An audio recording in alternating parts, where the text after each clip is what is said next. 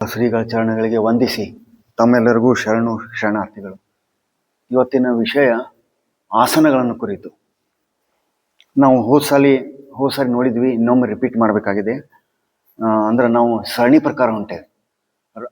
ಈ ಆಸನಗಳನ್ನು, ತಪೋವನದ ಆಸನಗಳಿಗೆ ವಿಶೇಷವಾದಂಥ ಸ್ಥಾನಮಾನಗಳನ್ನು, ವಿಶೇಷವಾದಂಥ ಸಂಶೋಧನೆ ಮತ್ತು ಅನ್ವಯಗಳನ್ನು ಶ್ರೀಗಳು ಮಾಡಿಕೊಟ್ರು ಅಂಥೇಳಿ ನಾವು ಆಸನಗಳನ್ನು ಕುರಿತು ಬಹಳ ವಿಶೇಷವಾಗಿ ಸಾಧನೆ ಮಾಡಬೇಕಾಗಿದೆ. ಇದು ಶ್ರೀಗಳ ಆದೇಶ.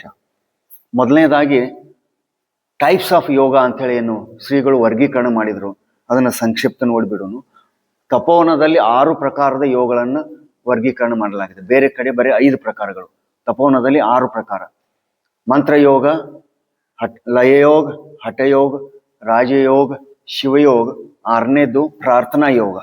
ಇದು 6 ಪ್ರಕಾರದ ವರ್ಗೀಕರಣ. ಇನ್ನು ಅಷ್ಟಾಂಗ ಯೋಗ ಅಥವಾ ನಾವು ರಾಜಯೋಗನ ಅಧ್ಯಯನ ಮಾಡ್ಕೊತ ಹೋಗಿದ್ವಿ. ಅಷ್ಟಾಂಗ ಯೋಗ ಅಥವಾ ಪತಂಜಲಿಯ ಯೋಗ ಸೂತ್ರಗಳು ಅಥವಾ ಅದರಲ್ಲಿ ರಾಜಯೋಗದ ಕುರಿತು. ಅದರಲ್ಲಿ 8 ಅಂಗಗಳು: ಯಮ, ನಿಯಮ, ಆಸನ, ಪ್ರಾಣಾಯಾಮ, ಪ್ರತ್ಯಾಹಾರ, ಧಾರಣ, ಧ್ಯಾನ ಮತ್ತು ಸಮಾಧಿ. ಇಲ್ಲಿ ಆಸನಗಳು ಬಂತು. ಇನ್ನು ಹಠಯೋಗದಲ್ಲಿ 4 ಪಾದಗಳಂತ ಬರ್ತವೆ: ಆಸನ, ಪ್ರಾಣಾಯಾಮ, ಬಂಧ ಮತ್ತು ನಾದಾನುಸಂಧಾನ ಅಂತೇಳಿ. ಇಲ್ಲಿ ಮತ್ತೆ ಆಸನಗಳ ಕುರಿತು ಬಂತು. ಇನ್ನು ಶ್ರೀಗಳ ಕುರಿತು ಅವರೇನು ಆಸನಗಳನ್ನು ಬದ್ದಲು ನಮ್ಗೆ ಹೇಳ್ಯಾರ. ನಾವು 83ನೇ ಇಸ್ವಿ ಶಿಬಿರಾರ್ಥಿಗಳಿದ್ದಾಗ ಅದನ್ನು ತಗೊಂಡು ನಾವು ಮುಂದೆ ಹೋಗ್ತೇವೆ. ಒಟ್ಟು 84 ಲಕ್ಷ ಜೀವಿಗಳದಾವ. ಒಂದೊಂದು ಜೀವಿಗೂ ಒಂದೊಂದು ಆಸನ ಅಂತೇಳಿ ಅವ್ರು ಹೇಳ್ಯಾರ. ಅಂದ್ರೆ 84 ಲಕ್ಷ ಆಸನಗಳಾಗ್ತಾವ. ಆದ್ರೆ ಅದರಲ್ಲಿ 84 ಮುಖ್ಯವಾದ ಆಸನಗಳನ್ನು ಆರಿಸಿಕೊಂಡ್ರು. ಆ 84ಗಳ ಸಂಯೋಜನೆ ಮಾಡಿದಾಗ ನಮಗೆ 360 ಆಸನಗಳು ಸರ್ವೇ ಸಾಮಾನ್ಯವಾಗಿ ಕಂಡು ಬರ್ತಾವ. ಅದರಲ್ಲಿ 84 ಆಸನಗಳಲ್ಲಿ ಮಾತ್ರ 4 ಆಸನಗಳು ಬಹುಮುಖ್ಯ ಅಂತೇಳಿ ಅವರು ಸಂಶೋಧನೆ ಮಾಡಿದರು: ಸಿಂಹಾಸನ, ಭದ್ರಾಸನ, ಪದ್ಮಾಸನ ಮತ್ತು ಸಿದ್ಧಾಸನ.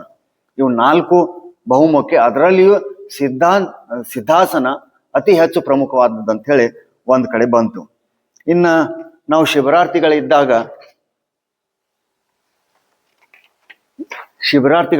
ನಮಗೆ ವೇಳಾಪಟ್ಟಿಯನ್ನು ಕೊಟ್ಟಿದ್ರು ಶ್ರೀಗಳು. ನಾವು ಬೆಳಿಗ್ಗೆ 4:30ಕ್ಕೆ ಏಳಬೇಕು, ರಾತ್ರಿ 8:30 ಒಳಗೆ ಮಕ್ಕೋಬೇಕು. ಭಜನಾದ ಇಲ್ಲೇ ರಾತ್ರಿ ಪ್ರಸಾದ ತಗೊಂಡು ಭಜನೆ ಮಾಡಿ ಮಕ್ಕೊಳ್ಳೋದೊಂದು ಪದ್ಧತಿ. ಅದರೊಳಗೆ ನಾವು ಬೆಳಿಗ್ಗೆ ಎಷ್ಟೊತ್ತಿಗೆ ಆಸನ ಮಾಡಬೇಕು, ಉಪಹಾರ ಎಷ್ಟೊತ್ತಿಗೆ, ಯಾವ ಉಪಹಾರ, ಇವೆಲ್ಲ ಆಯಾ ಆಸನಗಳಿಗೆ ತಕ್ಕಂತೆ ಶ್ರೀಗಳೊಂದು ವೇಳಾಪಟ್ಟಿಯನ್ನು ಕೊಟ್ಟಿದ್ರು. ಇನ್ನು ಶ್ರೀಗಳ ಆಸನಗಳನ್ನು ಹೇಳೋಕ್ಕಿಂತ ಮುಂಚೆ ನಮಗೆ ಕೆಲವು ನಿಯಮಗಳನ್ನು ಕೊಟ್ಟಾರ. ಆಸನಗಳನ್ನು ಮಾಡೋಕ್ಕಿಂತ ಮುಂಚೆ ಸುಮಾರು 15-20 ನಿಯಮಗಳಿದೆ. ಅದರೊಳಗೆ ಒಂದು 4 ಮಾತ್ರ ನಾವು ತಗೊಂಡು ಮುಂದೆ ಹೋಗೋಣ. ಮೊದಲನೇದು, ಆಸನ ಮಾಡೋಕ್ಕಿಂತ ಮುಂಚೆ 2 ತಾಸು ನಾವೇನು ತಗೊಂಡಿರಬಹುದು, ಖಾಲಿ ಹೊಟ್ಟೆ ಇರಬೇಕು. ಆಸನಗಳನ್ನು ಮಾಡಿದ ತಕ್ಷಣ ಅರ್ಧ ತಾಸುವರೆಗೆ ಆದರೂ ಏನೂ ನಾವು ತಗೋಬಾರ್ದು, ಖಾಲಿ ಹೊಟ್ಟೆಲೇ ಇರಬೇಕು. 2ನೇದು, ನಾವು ನೆಲದ ಮೇಲೆ ನೇರವಾಗಿ ಆಸನಗಳನ್ನು ಮಾಡಬಾರ್ದು. ಒಂದು ಜಮಖಾನೆ ಅಥವಾ ಸಾಫ್ಟ್ ಈಗೇನು ಮ್ಯಾಟ್ ಬರ್ತಾವೆ ಅದನ್ನು ಬಳಸಬೇಕು. ಸರ್ವೇ ಸಾಮಾನ್ಯವಾಗಿ ಮುಂದೆ ಬಾಗುವ ಆಸನಗಳನ್ನು ಮಾಡಿದ ಮೇಲೆ ಹಿಂದೆ ಬಾಗುವ ಆಸನಗಳನ್ನು ಮಾಡುವ ಬರ್ತಾವೆ. ಹಂಗೆ ಸಂಯೋಜನೆ ಮಾಡ್ಯಾರ ಶ್ರೀಗಳ ಸಂಯೋಜನೆ ಮಾಡಿದ್ದು. ಬಲಕ ತಿರುಗುವ ಆಸನಗಳು ಮಾಡಿದ ಮೇಲೆ ಎಡಕ್ಕೆ ತಿರುಗುವಂಥ ಆಸನಗಳನ್ನು ಮಾಡಬೇಕು, ಎಡಕ ಮತ್ತು ಬಲಕ. ಅದೇ ರೀತಿ ನಾವು ಬಾಗಬೇಕಾದ್ರೆ ನಿಶ್ವಾಸ ಮಾಡ್ಕೊತ ಹೋಗ್ತೇವೆ, ಅಥವಾ ಹಿಂದೆ ಮಲ್ಕೋಬೇಕಂತಂದ್ರೆ ನಿಶ್ವಾಸ ಮಾಡ್ಕೊತ ಹೋಗ್ತೇವೆ, ಎಕ್ಸೇಲೇಷನ್. ಏಳ್ಬೇಕಾತಂದ್ರೆ ಉಶ್ವಾಸ ಮಾಡ್ಕೊತ ಹೋಗ್ತೇವೆ. ಮತ್ತು ಆ ಆಸನದಲ್ಲಿ ನಾವು ಸಾಮಾನ್ಯ ಉಸಿರಾಟವನ್ನು ಮಾಡಬೇಕು. ಇಂಥ ಕೆಲವು ನಿಯಮಗಳು ಒಂದು 15 ಅದಾವ. ಆಸನಗಳನ್ನು ಮಾಡ್ಬೇಕಾತಂದ್ರೆ ನಮಗೆ ಸಡಿಲ್ ಇರ್ಬೇಕು, ಮೈ ಅರಿವಿ ಸಡಿಲ್ ಹಾಕೋಬೇಕು. ಯಾವುದು ಟೈಟ್ ಪದಾರ್ಥ, ವಾಚ್ ಗೀಚ್ ಹಾಕೋಬಾರ್ದು. ಮತ್ತು ಆಸನಗಳನ್ನು ಒಂದು ಆಸನದಲ್ಲಿ ಒಬ್ಬ ವ್ಯಕ್ತಿ 3 ತಾಸುಗಳವರೆಗೆ ಉಳಿದು ಸಾಧ್ಯ ಆತಂದ್ರೆ, ಉದಾಹರಣೆಗೆ ಪದ್ಮಾಸನದಲ್ಲಿ ಒಬ್ಬ ವ್ಯಕ್ತಿ 3 ತಾಸುವರೆಗೂ ಉಳಿಲಿಕ್ಕೆ ಸಾಧ್ಯ ಆದ್ರೆ ಅದಕ್ಕೆ ಆಸನ ಸಿದ್ಧಿ ಅಥವಾ ಆಸನ ಜಯ ಅಂತ ಕರೀತಾರೆ. ಇನ್ನು ಶ್ರೀಗಳು ತಮ್ಮ ಯೌವನಾವಸ್ಥೆಯಲ್ಲಿ 1 ತಾಸು ಶೀರ್ಷಾಸನ ಮಾಡ್ತಿದ್ವಿ ಅಂತ ಹೇಳಿದ್ರು. 1 ತಾಸು ಶೀರ್ಷಾಸನ ಅಂದ್ರೆ ಇದು ಆಸನಗಳ ಕುರಿತು.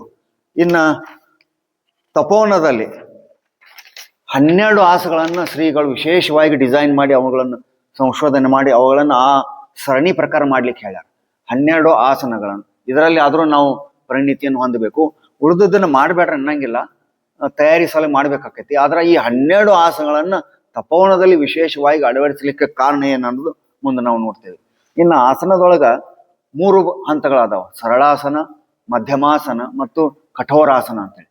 ಮೊದಲು ನಾವು ಸರಳಾಸನದಿಂದ ಪ್ರಾರಂಭ ಮಾಡ್ತೇವೆ. Next slide. ಇದ್ರೊಳಗೆ ನಾವು ಸಾಮಾನ್ಯವಾಗಿ ವಾರ್ಮಪ್ ಎಕ್ಸಸೈಸ್, ಮೊದಲು ನಿಂತ ಆಸನ ಮಾಡಬೇಕು, ಆಮೇಲೆ ಕುಂತ ಆಸನ ಮಾಡಬೇಕು, ಆಮೇಲೆ ಮಲಗಿಕೊಂಡು ಮಾಡುವ ಆಸನಗಳು. ಇದ್ರೊಳಗೆ ಸರಳವಾಗಿ ಮೈ ಸಡಿಲಾಗ್ಲಿಕ್ಕೆ ನಮಗೆ ಏನು ಹಿಂಬಡಿ ಹಿಡಿತೈತಂತೇವಿ ಅಥವಾ ಕುಕ್ಕಡಿ ಬರ್ತೈತಂತೇವಿ, ಹಿಂಗೆಲ್ಲ ಆಗ್ಬಾರ್ದು. ಸಳಕ್ ಹಿಡಿಯೋದು ಇದು ಆಗ್ಬಾರ್ದು ಅಂತೇಳಿ ಶರೀರವನ್ನ ಸಡಿಲ್ ಮಾಡುವ ಸಲುವಾಗಿ ಕೆಲವು ಆಸನಗಳನ್ನು ಹೇಳಿದ್ರು. ಉದಾಹರಣೆಗೆ ತಿತ್ಲಿ ಅಂತ ಹೇಳಿ ಒಂದು, ನೌಕಾಚಲನ, ಚಕ್ಕಿ ಪೀಸ್ನ ಅಂತೇಳಿ ಆಸನಗಳ ಹೆಸರು. ಈ ಎಕ್ಸರ್ಸೈಸ್ ಮಾಡಿದ ಮೇಲೆ ನಾವು ಮಧ್ಯಮಾಸನಕ್ಕೆ ಹೋಗ್ತೇವೆ. ಈ 12 ಆಸನಗಳು ತಪೋವನದಲ್ಲಿ ಏನು ನಾವು ಸಾಧನೆ ಮಾಡಬೇಕು, ಅವು ಶೀರ್ಷಾಸನ, ಸರ್ವಾಂಗಾಸನ, ಹಾಲಾಸನ, ಪಶ್ಚಿಮೋತ್ತಾನಾಸನ, ಮತ್ಸ್ಯಾಸನ, ಯೋಗ ಮುದ್ರಾಸನ, ಸಿಂಹಾಸನ, ಭುಜಂಗಾಸನ, ಶಲಭಾಸನ, ಧನುರಾಸನ, ಅರ್ಧ ಮತ್ಸ್ಯೇಂದ್ರಾಸನ ಮತ್ತು ಕೊನೆಯದಾಗಿ ಯೋಗ ಮುದ್ರಾಸನ, ಕೊನೆಯದಾಗಿ ಶವಾಸನ. ಅದಕ್ಕೀಗ ಶವಾಸನ ಅನ್ನೋದಿಲ್ಲ, ವಿಶ್ರಾಮಾಸನ ಅಂತಾರ ಅಥವಾ ಯೋಗ ನಿದ್ರಾಸನ ಅಂತೇಳಿ ಕರೀತಾರೆ ಆ ಶವಾಸನಕ್ಕೆ. ಈ 12 ಆಸನಗಳನ್ನು ನಾವು ಇದೇ ಅನುಕ್ರಮಣಿಕೆಯಲ್ಲೇ ಮಾಡಬೇಕು. ಯಾಕನ್ನೋದನ್ನ ನಾವು ಬಲಭೀಮಣ್ಣ ಅವರು ಮಾಡಿ ತೋರಿಸಿದಂಥ ಆಸನಗಳೇನದ ಅದನ್ನ ಪ್ರಕಾರ ನೋಡ್ಕೋತ ಹೋಗೋಣ. ಆಸನಗಳನ್ನ ನೋಡೋಕ್ಕಿಂತ ಮುಂಚೆ ನಾವು ಈ 3 ವಿಷಯಗಳನ್ನ ತಿಳ್ಕೊಂಡು ಮುಂದೆ ಹೋಗೋದು ಸರಿ. ಒಂದಂದ್ರೆ ನಮ್ಮಲ್ಲಿ 7 ಚಕ್ರಗಳಿವೆ, ಅವು ಎಲ್ಲರಿಗೂ ಗೊತ್ತು. ಇನ್ನೊಮ್ಮೆ ರಿಪೀಟ್ ಮಾಡೋಣ. 7 ಚಕ್ರಗಳು: ಮೂಲಾಧಾರ, ಸ್ವಾಧಿಷ್ಠಾನ, ಮಣಿಪೂರಕ, ಅನಾಹತ, ವಿಶುದ್ಧಿ, ಆಜ್ಞಾ ಮತ್ತು ಸಹಸ್ರಾರ. ಇವು ಚಕ್ರಗಳು. ಇದಕ್ಕೆ ಪೂರಕವಾಗಿ ಡಕ್ಲೆಕ್ಸ್ ಗ್ಲ್ಯಾಂಡ್ಸ್, ನಿರ್ನಾಳ ಗ್ರಂಥಿಗಳದಾವ. ಅವು ಗೋನ್ಯಾಡ್ಸ್, ಅಡ್ರೆನಿಲ್, ಪ್ಯಾನ್ಕ್ರಿಯಾ, ಥೈಮಸ್, ಥೈರಾಯ್ಡ್, ಪೀನಿಯಲ್ ಮತ್ತು ಪಿಟ್ಯೂಟರಿ. ಈ 7 ನಿರ್ನಾಳ ಗ್ರಂಥಿಗಳು. ಇದಕ್ಕೆ ಪೂರಕವಾಗಿ ನರ್ವ್ ಪ್ಲೆಕ್ಸಸ್ ಅಥವಾ ನರವ್ಯೂಹಗಳನ್ನು ಅವರು ಜೋಡಿಸಿದ್ರು, ಹೊಂದಾಣಿಕೆ ಮಾಡಿದ್ರು. ಅವು pelvic plexus, hypogastric plexus, solar plexus, cardiac plexus, pharyngeal plexus and carotid plexus. ಅಂದ್ರೆ ಇವು ಗುಹ್ಯ, ಪ್ಲೀಹ, ನಾಭಿ, ಹೃದಯ, ಕಂಠ ಮತ್ತು ಭ್ರೂಮಧ್ಯ ಇವುಗಳಿಗೆ ಸಂಬಂಧಪಟ್ಟಂತೆ ನರವ್ಯೂಹಗಳು. ಇನ್ನು ಈ 12 ಆಸನಗಳನ್ನ ಯಾವ ರೀತಿ ಮಾಡಬೇಕು ಮತ್ತು ಈ ಸೀಕ್ವೆನ್ಸಲ್ಲಿ ಯಾಕೆ ಮಾಡ್ಬೇಕು ಅನ್ನೋದನ್ನ ಈಗ ನಾವು ನೋಡೋಣ. ನೆಕ್ಸ್ಟ್, ಮೊದಲನೇದು ಮೊದಲ ಆಸನ ನಾವು ಮಾಡಬೇಕಾದಂದ್ರೆ ಎದ್ದು ಕೊಳೆ ಮಾಡಬೇಕಾದಂದ ಶೀರ್ಷಾಸನ. ಈ ಶೀರ್ಷಾಸನಕ್ಕೆ ರಾಜ ಆಸನ ಅಂತೂ ಕರೀತಾರ ಅಥವಾ ಪಿತ ಅಂತೂ ಕರೀತಾರ. ಅಂದ್ರೆ ಎಲ್ಲಾ ಆಸನಗಳ ಪಿತ ಅಂತ ಹೇಳಿ.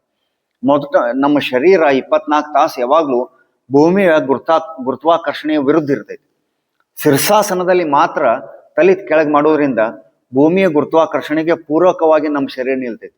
ಅಂದ್ರೆ ಕಾಲು ಮೇಲಿನ ಬೆರಳುಗಳಿಂದ ತಲೆಯ ನೆತ್ತಿಯವರೆಗೂ ರಕ್ತ ಪ್ರವಾಹ ಈ ಭೂಮಿಯ ಗುರುತ್ವಾಕರ್ಷಣೆಗೆ ಪೂರಕವಾಗಿ ಹರಿತೈತಿ. ಇದರಿಂದ ನಮ್ಮ ಹೃದಯಕ್ಕೆ ಮತ್ತು ಮೆದುಳಿಗೆ ರಕ್ತದ ಪೂರೈಕೆ ಫ್ಲಶ್ ಆಗೋದು ನಡಿತೈತಿ. ಇದರಿಂದ ಏನಾಕತಿ, ಆಕ್ಸಿಜನ್ ಸರಿಯಾಗಿ ಸಪ್ಲೈ ಆಕೈತಿ. ಅಂದ್ರೆ ಮೆದುಳಿಗೆ ಆಕ್ಸಿಜನ್ ಸರಿಯಾದ ಸಪ್ಲೈ ಆಕೈತಿ. ಇದರಿಂದ ನಮ್ಮ ಮೆದುಳು ಚುರುಕಾಕೈತಿ. ಎರಡನೇದು, ಅಲ್ಲಿ ಮೆದುಳಿನಲ್ಲಿ ಬೇರೆ ಬೇರೆ ಕೇಂದ್ರಗಳದಾವ. ಶ್ರವಣ ಕೇಂದ್ರ, ದೃಷ್ಟಿ ಕೇಂದ್ರ, ಮಾತನಾಡುವ ಕೇಂದ್ರ. ಆ ಎಲ್ಲಾ ಕೇಂದ್ರಗಳು ಪಂಚೇಂದ್ರಿಯಗಳಿಗೆ ಇರುವುದು ತಲೆಯಲ್ಲಿ, ಮತ್ತೆ 2 ಪ್ರಮುಖ ನಿರ್ನಾಳ ಗ್ರಂಥಿಗಳು ಇರುವುದು ಶರೀರದಲ್ಲಿ. ಅಂದ್ರ ಸಹಸ್ರಾರ ಮತ್ತು ಆಜ್ಞಾಚಕ್ರ. ಇವು ಎಲ್ಲವೂ ಉದ್ದೀಪನ ಆಗಲಿಕ್ಕೆ ಶೀರ್ಷಾಸನ ಬಹಳ ಮಹತ್ವದ್ದು. ಶೀರ್ಷಾಸನದಿಂದ ವೃದ್ಧಾಪ್ಯ ದೌಡ್ ಬರಂಗಿಲ್ಲ. ಅಂದ್ರ ಕಿವಿ ಕೇಳಂಗಿಲ್ಲ, ಕಣ್ ಕೇಳಂಗಿಲ್ಲ, ಇಂಥದ್ದು ಆಗಂಗಿಲ್ಲ. ಮತ್ತು ಮೆದುಳಿನ 2 ಭಾಗಗಳು ಹೆಮಿಸ್ಫಿಯರ್ ಅಂತ ಕರೀತಾರೆ. ಎಡಕಿನ ಹೆಮಿಸ್ಫಿಯರ್ ನಮ್ಮ ಶರೀರದ ಬಲಕಿನ ಭಾಗವನ್ನು ನಿಯಂತ್ರಣ ಮಾಡ್ತದೆ. ಬಲಕಿನ ಹೆಮಿಸ್ಫಿಯರ್, ರೈಟ್ ಹೆಮಿಸ್ಫಿಯರ್, ನಮ್ಮ ಶರೀರದ ಎಡಭಾಗವನ್ನ ಕಂಟ್ರೋಲ್ ಮಾಡ್ತೈತಿ. ಈ ಮೆದುಳಿನ ಎಲ್ಲಾ ಕೇಂದ್ರಗಳಿಗೆ ರಕ್ತ ಪೂರೈಕೆ, ಆಕ್ಸಿಜನ್ ಮತ್ತು ನ್ಯೂಟ್ರಿಯೆಂಟ್ಸ್, ಪೋಷಕಾಂಶಗಳು ಸಪ್ಲೈ ಮಾಡೋದ್ರಿಂದ ಶೀರ್ಷಾಸನ ಅನ್ನೋದು ಬಹಳ ಮಹತ್ವದ್ದು ಸಾಧಕರಿಗೆ. 2ನೇ ಆಸನ ಸರ್ವಾಂಗಾಸನ. ಹೆಸರು ಹೇಳುವಂಗ ಇದು ಸರ್ವ ಅಂಗ ಆಸನ. ಶರೀರದ ಎಲ್ಲಾ ಅಂಗಗಳಿಗೂ ಇದರಿಂದ ಉಪಯುಕ್ತ ಇದೆ. ಇದಕ್ಕೆ ರಾಣಿ ಅಥವಾ ಮಾತಾ ಅಂತ ಹೇಳಿ ಕರೀತಾರೆ. 2ನೇ ಸ್ಥಾನದಲ್ಲಿ ಬರುವಂತದ್ದು ಸರ್ವಾಂಗಾಸನ. ಇದ್ರೊಳಗೆ ಅಂದ್ರ ಈ ಗದ್ದವನ್ನ ನಾವು ಕಂಠ ಕೂಪಕ್ಕೆ ಒತ್ತಿ ಹಿಡಿಬೇಕು. ಅಂದ್ರೆ ಅವಾಗ ನಮ್ಮ ಲಂಬಕೋನ ಸಿಗ್ತೈತಿ, ಶರೀರ ಲಂಬಕೋನ ಆಗ್ತೈತಿ. ಈ ಗದ್ದವನ್ನ ಥೈರಾಯ್ಡ್ ಗ್ರಂಥಿ ಅಥವಾ ವಿಶುದ್ಧಿ ಚಕ್ರದ ಈ ಕುಳಿಗೆ ಒತ್ತಿ ಹಿಡಿಬೇಕನ್ನೋ ಇದು ಬಹಳ ಮಹತ್ವದ್ದು. ಶ್ರೀಗಳನ್ನ ಬಹಳ ಒತ್ತು ಕೊಟ್ಟು ಹೇಳ್ತಿದ್ರು. ಅವಾಗ ಮಾತ್ರ ಅದು ಸರ್ವಾಂಗಾಸನ ಆಕೈತಿ. ಈ ಆಸನದಿಂದ 3 ಗ್ರಂಥಿಗಳು ಪೀನಿಯಲ್, ಪಿಟ್ಯೂಟರಿ ಮತ್ತು ಥೈರಾಯ್ಡ್ ಇವು 3ಕ್ಕೂ ಮತ್ತು ಅನಾಹತ ಚಕ್ರ ಅಂದ್ರ ಸಹಸ್ರಾರ, ಆಜ್ಞಾ, ವಿಶುದ್ಧಿ ಮತ್ತು ಅನಾಹತ ಚಕ್ರ ಇವು ಅಷ್ಟಕ್ಕೂ ಒಂದು ಮರ್ದನ ಆಕೈತಿ. ಇವು ಅಷ್ಟಕ್ಕೂ ರಕ್ತ ಸಪ್ಲೈ ಹೆಚ್ಚಾಗೋದ್ರಿಂದ ಅವೆಲ್ಲ ಜಾಗೃತಿ ಆಗ್ಲಿಕ್ಕೆ ಅನುಕೂಲ. ಈ ಆಸನದೊಳಗ ಈ ಶೀರ್ಷಾಸನ ಯಾರು ಮಾಡಬಾರ್ದು ಅಂದ್ರ BP ಇದ್ದವ್ರು ಮಾಡಬಾರ್ದು ಶೀರ್ಷಾಸನ, ಇದ್ರ ಹಿಂದಿನ ಆಸನ. ಎರಡನೇದು ಕಿವಿ ನೋವು ಮತ್ತು ಕಣ್ಣು ನೋವು ಇದ್ದವರು ಆ ಟೈಮ್ದೊಳಗೆ ಮಾಡಬಾರ್ದು. ಇನ್ನು ಸರ್ವಾಂಗಾಸನ ಯಾರು ಬೇಕಾದವರು ಮಾಡ್ಬೋದು. ಆದ್ರ ಕಣ್ಣಿನ ದೋಷ, ಕಿವಿ ದೋಷ ಇದ್ದಾಗ ತಾತ್ಕಾಲಿಕವಾಗಿ ಈ ಆಸನವನ್ನ ಮಾಡಬಾರ್ದು. ಇದರಿಂದ ರಕ್ತ ಪರಿಚಲನೆ ಹೆಚ್ಚಾಕತಿ, ಪಚನ ಕ್ರಿಯೆ ಇದಕ್ಕ ಅನುಕೂಲ, ಲೈಂಗಿಕ ಶಕ್ತಿ ಮತ್ತು ಮನೋಸ್ಥಿರತೆ. ಈ ಅರ್ಧೇಲಿ ಏನಂತೇವೆ ತಲೆಶೂಲೆ, ಮೈಗ್ರೇನ್, ಅದಕ್ಕೆ ಈ ಆಸನ ಬಹಳ ಉಪಯುಕ್ತವಾದ. ನೆಕ್ಸ್ಟ್ ಹಾಲಾಸನ. ಇದೇ ಸ್ಥಾನದಿಂದ ಸರ್ವಾಂಗಾಸನದಿಂದ ನಾವು ಹಿಂದೆ ಹೋಗ್ತೇವೆ. ಈ ಆಸನದೊಳಗ ಥೈಮಸ್ ಮತ್ತು ಗೋನ್ಯಾಡ್ಸ್ ಅಂದ್ರ ಹೃದಗ್ರಂಥಿ ಮತ್ತು ಗೋನ್ಯಾಡ್ ವೃಷಣ ಕೇಂದ್ರಗಳು ಇವು ಎರಡಕ್ಕೂ ಬಹಳ ಉಪಯೋಗಕಾರಿ. ಇದರಿಂದ ಏನಾಕೈತೆ ಅಂದ್ರ ಬೆನ್ನು ನೋವು, ಮಣಿಕಟ್ಟು, ಕುತ್ತಿಗೆ ನೋವು ಇವುಗಳಿಗೆ ಇದು ಉಪಶಮನಕಾರಿ. ಇದರಿಂದ ಮೂತ್ರಪಿಂಡ ಪಚನ ಕ್ರಿಯೆಗೆ ಅನುಕೂಲ. ಅಂದ್ರೆ ಇನ್ಸುಲಿನ್ ಸಿಕ್ರಿಷನ್ನಿಗೆ ಈ ಆಸನ ಬಹಳ ಸಹಾಯ ಮಾಡ್ತೈತಿ. ಮುಂದಿಂದು ಪಶ್ಚಿಮೋತ್ತಾನಾಸನ. ನಾವು ಹಿಂದೆ ಮಾಡುವ ಆಸನಗಳಾದ ತಕ್ಷಣ ಮುಂದೆ ಬಾಗುವ ಆಸನಗಳು ಬರ್ತಾವ. ಅಂದ್ರೆ ಈ ರೀತಿ ಅಲ್ಟರ್ನೇಟಿವ್ ಆಸನಗಳನ್ನ ಮಾಡಬೇಕು. ಪಶ್ಚಿಮೋತ್ತಾನಾಸನದೊಳಗ ಕುತ್ತಿಗೆ, ಹೊಟ್ಟೆ, ಎದೆ ಇವುಗಳಿಗೆ ಎಕ್ಸರ್ಸೈಸ್ ಆಕೈತಿ. ಅಡ್ರಿನಿಲ್, ಪ್ಯಾಂಕ್ರಿಯಾ ಮತ್ತು ಗೋನ್ಯಾಡ್ ಅಂದ್ರೆ ಅಡ್ರಿನಿಲ್ ಹೊಟ್ಟೆ, ಪ್ಯಾನ್ಕ್ರಿಯಾ ಮತ್ತು ಗೋನ್ಯಾಡ್ ಈ ಶರೀರ ಭಾಗಗಳಿಗೆ, ನಿರ್ನಾಳ ಗ್ರಂಥಿಗಳಿಗೆ ಅಂದ್ರ ಮಣಿಪೂರಕ ಚಕ್ರ, ಸ್ವಾದಿಷ್ಠಾನ ಚಕ್ರ ಮತ್ತು ಮೂಲಾಧಾರ ಚಕ್ರ ಇವು 3ಕ್ಕೂ ಇದು ಬಹಳ ಸಹಾಯಕಾರಿ. ಈ ಯಕೃತ ಏನಿದೆ ಲಿವರ್ ಇದಕ್ಕ ಮತ್ತು ಪ್ಯಾಂಕ್ರಿಯಾಗಳಿಗೆ ಇದು ಸಹಾಯ ಮಾಡ್ತೈತಿ, ಮರ್ದನ ಮಾಡಿ ಅವುಗಳ ಸ್ರವಿಸುವಿಕೆ ಸಿಕ್ರಿಷನ್ನಿಗೆ ಅನುಕೂಲ. ಇದರಿಂದ ಮಲಬದ್ಧತೆ, ಅಪಚನ, ಗ್ಯಾಸ್ ಇವು ಆಗಂಗಿಲ್ಲ ಈ ಪಶ್ಚಿಮೋತ್ತಾನಾಸನ. ಇದರ ನಂತರ ಮತ್ಸ್ಯಾಸನ, ಇದರ ವಿರುದ್ಧ ಭಾಗ. ಇಲ್ಲಿ ಏನ್ ಮಾಡ್ತೇವೆ ಅಂದ್ರೆ ಕುತ್ತಿಗೆ ಮತ್ತು ಎದೆ ಏರಿಸುವುದರಿಂದ ಶ್ವಾಸಕೋಶಗಳಿಗೆ, ಲಂಗ್ಸ್ಗಳಿಗೆ ಇಲ್ಲಿ ವಿಶೇಷ ವ್ಯಾಯಾಮ ಸಿಗ್ತೈತಿ. ಇದರಿಂದ ಆಕ್ಸಿಜನ್ ಸಪ್ಲೈ ಹೀರಿಕೊಳ್ಳುವಿಕೆ ಇದರಿಂದ ಅನುಕೂಲ. ಈ ಅಸ್ಥಮಾ ಅಥವಾ ದಮ್ ಏನಂತೇವಿ ಈ ರೋಗಕ್ಕೆ ಇದು ಬಹಳ ಸಹಾಯಕಾರಿ. ಇದರಿಂದ ಗೋನ್ಯಾಡ್ಸ್ ವೃಷಣ ಮತ್ತು ಯೋನಿ ಕೇಂದ್ರಗಳಿಗೆ ಇದು ಮರ್ದನ ಮಾಡ್ತೈತಿ. ಮತ್ತು ಅಪಚನ, ಗ್ಯಾಸ್ ನಿವಾರಣೆ ಮತ್ತು ಶ್ವಾಸ ಸಂಬಂಧಿ ರೋಗಗಳಿಗೆ ಈ ಮತ್ಸ್ಯಾಸನ ಬಹಳ ಸಹಾಯಕಾರಿ. ಇದರ ಮುಂದಿಂದು ಯೋಗ ಮುದ್ರಾಸನ. ಇದನ್ನ ಪದ್ಮಾಸನದೊಳಗೂ ಮಾಡ್ತಾರ ಮತ್ತು ವಜ್ರಾಸನದೊಳಗೂ ಮಾಡ್ತಾರ. ಇದು ಒಂದು ಕೃತಜ್ಞತಾ ಅರ್ಪಣಾ ಆಸನ ಅಂತ ಕರೀತಾರೆ. ನಮ್ಮ ತಲೆಯನ್ನ ಭೂಮಿಗೆ ಹಚ್ಚಿ ಗುರುವಿಗೆ ಕೃತಜ್ಞತೆಯನ್ನು ಸಲ್ಲಿಸುವಂತ ಒಂದು ಆಸನ. ಇದರಿಂದ ಕಂಠ, ಕುತ್ತಿಗೆ, ಎದೆ ಮತ್ತು ಹೊಟ್ಟೆ ಇವು ಅಷ್ಟಕ್ಕೂ ಮರ್ದನ ಆಕೈತಿ. ಇದರಿಂದ ಅಪಚನ ಆಗೋದಿಲ್ಲ. ಮಣಿಪೂರಕ ಚಕ್ರ,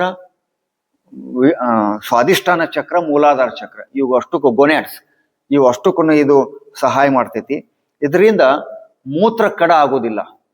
ಈ ಯೋಗ ಮುದ್ರಾಸನದಿಂದ ಮೂತ್ರಕೋಶದ ಹರಳು, ಮೂತ್ರ ಕಡ ಆಗೋದಿಲ್ಲ. ಮುಂದಿಂದು ಸಿಂಹ ಗರ್ಜಾಸನ. ಇದ್ರಾಗ ಏನ್ ಮಾಡ್ತೇವಂದ್ರ ಎರಡೂ ಕೈಗಳನ್ನ ಪುಲ್ ಮಾಡಿರ್ತೇವೆ ಅಂದ್ರೆ ಹಿಚ್ ಮಾಡಿರ್ತೇವಿ. ಕಣ್ಣು ಶಾಂಭವಿ ಮುದ್ರೆ ಒಳಗಿರ್ಬೇಕು. ನಾಲಿಗೆಯನ್ನು ಹೊರಗೆ ಚಾಚಿ ಧ್ವನಿ ಮಾಡ್ತೇವೆ ಅಂದ್ರೆ ಕೂಗ್ತೇವೆ ನಾವು. ಇದರಿಂದ ಏನಾಕತಿ ವಿಶುದ್ಧಿ ಚಕ್ರಕ್ಕ ಮತ್ತು ಧ್ವನಿ ಪೆಟ್ಟಿಗೆಗೆ ಇದು ವ್ಯಾಯಾಮ ಕೊಡ್ತೈತಿ. ಇದರಿಂದ ಯಾರು ಈ ಪ್ರವಚನ ಮಾಡೋರಾಗ್ಲಿ, ಸಂಗೀತಗಾರರೇ ಆಗ್ಲಿ, ಉಪನ್ಯಾಸಕರಿರ್ತಾರೆ ಅವರಿಗೆ ಧ್ವನಿ ಕುಂಡ್ರಂಗಿಲ್ಲ, ಸ್ಪಷ್ಟ ಉಚ್ಚಾರಣೆ ಸಾಧ್ಯ. ಮತ್ತು ಅಲರ್ಜಿ, ನೆಗಡಿ, ಕೆಮ್ಮ, ಅಲರ್ಜಿಗೆ ಈ ಆಸನ ಬಹಳ ಅನುಕೂಲಕರ. ಇದನ್ನ ಮುಖದ ಮೇಲಿನ ಎಲ್ಲಾ ಸ್ನಾಯುಗಳಿಗೆ, ರಕ್ತ ನಾಳಗಳಿಗೆ ಎಕ್ಸರ್ಸೈಸ್ ಆಗಿ ಮುಖದ ಮೇಲಿನ ಮೊಡವೆಗಳಿಗೆ ಇದು ಅದರ ನಿಯಂತ್ರಣಕ್ಕೆ ಉಪಯೋಗ. ಇದರಿಂದ ಗಂಟಲು ಬೇನೆ, ಅಲರ್ಜಿ, ಡಸ್ಟ್ ಅಲರ್ಜಿ, ಅಸ್ತಮಾ ಈ ಎಲ್ಲ ರೋಗಗಳಿಗೆ ಇದು ಸಿಂಹಾಸನ ಬಹಳ ಉಪಯುಕ್ತ. ಮುಂದಿಂದು ಭುಜಂಗಾಸನ. ಭುಜಂಗ ನಾಗರ ಹಾವಿನ ಗತೆ ನಾವು ಮಾಡುವಂತ ಆಸನ. ನಾಭಿಯಿಂದ ಮೇಲ್ಗಡೆ ಇದನ್ನ ಮೇಲೆ ಎತ್ತೇವಿ. ಈ ಅಷ್ಟು ಮೇಲ್ಭಾಗದ ಅಂದ್ರ ವಿಶುದ್ಧಿ ಚಕ್ರ, ಅನಾಹತ, ಮಣಿಪೂರಕ, ಸ್ವಾದಿಷ್ಟನ, ಇವು 4 ಚಕ್ರಗಳಿಗೆ ಇದು ಮರ್ದನ ಮಾಡ್ತೈತಿ. ಬೆನ್ನು ನೋವಿಗೆ ಇದು ಬಹಳ ಉಪಯುಕ್ತ. ಇದರಿಂದ ಪಿತ್ತ ವಿಕಾರ ಆಗಂಗಿಲ್ಲ, ಎಸಿಡಿಟಿ ಈ ಆಸನದಿಂದ ಆಗಂಗಿಲ್ಲ.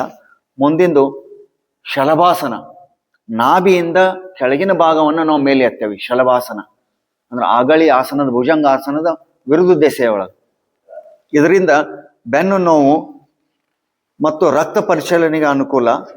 ಇದು ಮಲಬದ್ಧತೆಗೆ ಇದು ಅನುಕೂಲ, ಈ ಶಲಭಾಸನ. ಅದರ ಮುಂದಿಂದು ಧನುರಾಸನ. ಈ ಎರಡೂ ಕೂಡಿಸಿದ್ದು, ಭುಜಂಗಾಸನ ಮತ್ತು ಧನುರಾಸನ ಎರಡೂ ಕೂಡಿಸಿದ್ದು ಭುಜಂಗಾಸನ ಮತ್ತು ಶಲಭಾಸನ ಎರಡು ಕೂಡಿದ ಈ ಧನುರಾಸನ.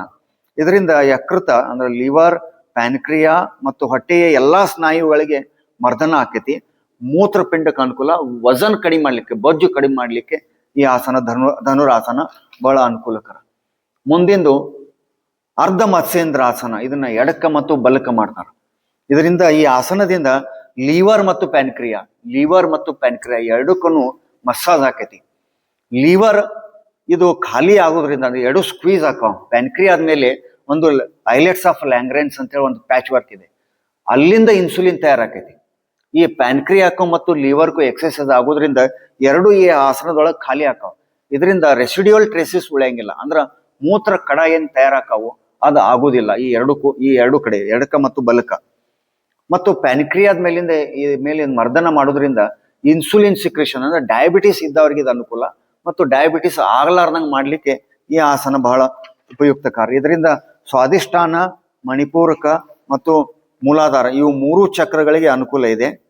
ಇದರಿಂದ ಬಾಡಿ ಫ್ಲೆಕ್ಸಿಬಲ್ ಆಕೈತಿ. ಸ್ತ್ರೀಗಳು ಇಷ್ಟ ತ್ರಾಸ ಇದ್ದಾಗನು 94-95 ಇಸ್ವಿ ಒಳಗ ಅವ್ರು ಈಸಿ ಮೂವ್ಮೆಂಟ್ ಮಾಡಿ ತೋರಿಸ್ತಿದ್ರು. ಈ ಆಸನದಿಂದ ಬಾಡಿ ಫ್ಲೆಕ್ಸಿಬಿಲಿಟಿ, ಬೆನ್ನು ನೋವು, ಸಳಕ್ ಹಿಡಿತು, ಇದು ಯಾವುದೂ ಆಗಂಗಿಲ್ಲ. ಇದು ಈ ಆಸನದ ಉಪಯುಕ್ತತೆ. ಕೊನೆಯದು ಶವಾಸನ. ಇದಕ್ಕೆ ಶವಾಸನ ಅಂತ ಕರೆಯೋದು ಬಿಟ್ಟು ಇದಕ್ಕೆ ವಿಶ್ರಾಮಾಸನ ಅಂತ ಕರೀತಾರ, ಅಥವಾ ಯೋಗ ನಿದ್ರಾಸನ ಅಂತೇಳಿ ಇತ್ತೀಚೆಗೆ ಕರೀತಾರ.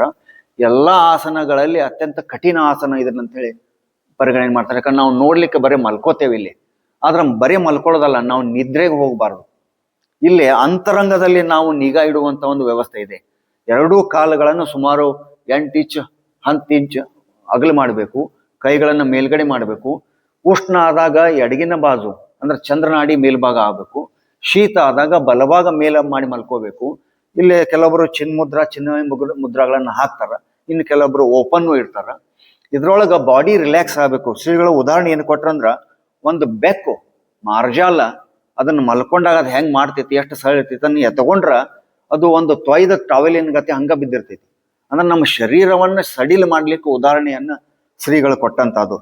ಈ ಹಂತದೊಳಗೆ ನಾವು ಆಂತರಿಕವಾಗಿ ಇಂಟ್ರಾಸ್ಪೆಕ್ಟಿವ್ ವಿಷನ್, ಆಂತರಿಕವಾಗಿ ನಮ್ಮನ್ನ ನಾವು ವೀಕ್ಷಣೆ ಮಾಡಿಕೊಳ್ಬೇಕು. ಇದರಿಂದ ಪಲ್ಸ್ 72 ನಾರ್ಮಲ್ ಪಲ್ಸ್ ಏನಿರ್ತೈತಿ ಅದು ಕ್ರಮೇಣ ಇಳ್ಕೋತ ಬಂದು ಸುಮಾರು 60-55 ಇಳಿಬೇಕಂತಿದ್ರು ಶ್ರೀಗಳು. ನಮಗ ಅದು 64-66 ಬಂದ್ರು ಸಾಕು, 72 ಇದ್ದದ್ದು. ಅಂದ್ರೆ ಪಲ್ಸ್ ರೇಟ್ ಮತ್ತು ಹೃದಯ ಬಡಿತ ಇದರಿಂದ ನಿಯಂತ್ರಣ ಆಕೈತಿ. ಇದೇ ಶಬ್ದವನ್ನ ತೆಗೆದುಕೊಂಡು ನಮ್ಮಲ್ಲಿ ಗುಡಾಕೇಶ ಅಂತ ಬಂತು. ಶಿವನ ಮತ್ತೊಂದು ಹೆಸರು ಗುಡಾಕೇಶ, ಅದಕ್ಕೆ ಅರ್ಜುನನಿಗೆ ಮತ್ತೊಂದು ಹೆಸರು ಗುಡಾಕೇಶ. ಇಲ್ಲಿ ಇದನ್ನ ನಾವು ಗಾಢ ನಿದ್ರೆ ಅಂತ ಕರಿತೇವಿ, ಅಥವಾ ಬರ್ಬರ್ತಾ ನಮ್ಮ ಆಡು ಮಾತಿನೊಳಗೆ ಗಡದ ನಿದ್ದೆ ಅಂತ ಅಂತೇವಿ. ಇಲ್ಲಿ ನಾವು ನಿದ್ದೆಗೆ ಇಳಿಬಾರ್ದು, ಆ ಎಚ್ಚರಿಕೆಯನ್ನ ನಾವು ತಗೊಂಡು ಹೋಗ್ಬೇಕು. ಗೊರಕೆ ಹೊಡೆಯೋದಾಗ್ಲಿ ನಿದ್ರೆಗೆ ಇಳಿಯೋದಾಗ್ಲಿ ಮಾಡಬಾರ್ದು. ಇಲ್ಲಿ ನಾವು ಆಂತರಿಕವಾಗಿ ನಮ್ಮ ಶ್ವಾಸೋಚ್ಛ್ವಾಸದ ಮೇಲೆ, ಹೃದಯ ಬಡಿತದ ಮೇಲೆ